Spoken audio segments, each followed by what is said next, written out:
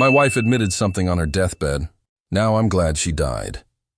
My wife and I have been together since we were teenagers. We met when I was a sophomore and she was a senior. There was something exhilarating about that age difference. I felt like such a badass, cool kid for being able to swing a date with not only a senior, but a genuinely good-looking one at that. I used that exhilaration to my advantage. Built up my confidence. Learned from her maturity. Hell, she's the one who taught me how to drive. We made it through the honeymoon phase. And by some miracle of God, we prevailed when she ended up going to college while I was left behind in high school for another 2 years. That's not to say it wasn't difficult.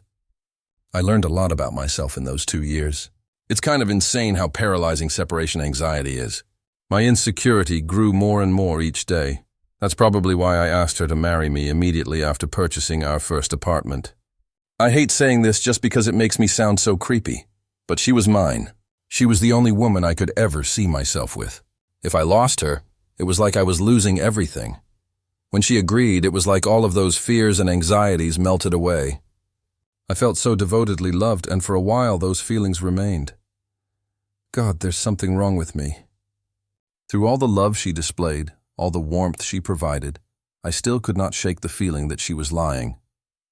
She didn't love me. She secretly hated me. She resented me more than anything. Those are the kind of thoughts that would keep me up at night while I held her in my arms as she slept peacefully. It wasn't long before those thoughts started creating friction between us. I could tell how tired she was of the constant need for reassurance. The pathetic insecurity that created arguments on a daily basis. Sometimes I wonder why she even stayed. Why she put up with it for so long when, according to this fucking diary, she was so miserable. Maybe she just thought things would get better. That I'd grow out of this childish behavior and actually show some trust for once. But then again, maybe she liked to see me hurting. Maybe she got a sick thrill out of knowing that I was so torn up about her, and, let's be honest, any hope for personal growth and maturity was abandoned the moment I opened this notebook. I just don't understand. I don't get how she could just write these horrible things about me without so much as a second thought. Paranoid, possessive, obsessive, and the one that hurt me the most. Terrifying, me, the kid she taught to drive. The kid who fell head over heels for her and never looked back. And here she was, fucking scared of me after all the freedom I gave her, letting her stay out till 8 p.m., letting her see her friends every month. I even went as far as to allow her a girls' night at the bar last month. It just wasn't enough for her. She wanted to leave, but she was scared.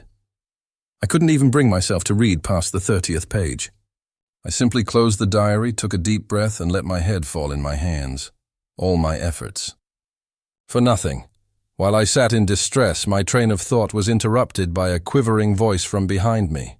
"Honey, why are you sitting at my vanity?" In that moment, all I could do was laugh. Laugh at the time wasted. Laugh at the money thrown down the drain. Laugh at the idea that I convinced myself that love was real. But more than anything, I laughed at our marriage.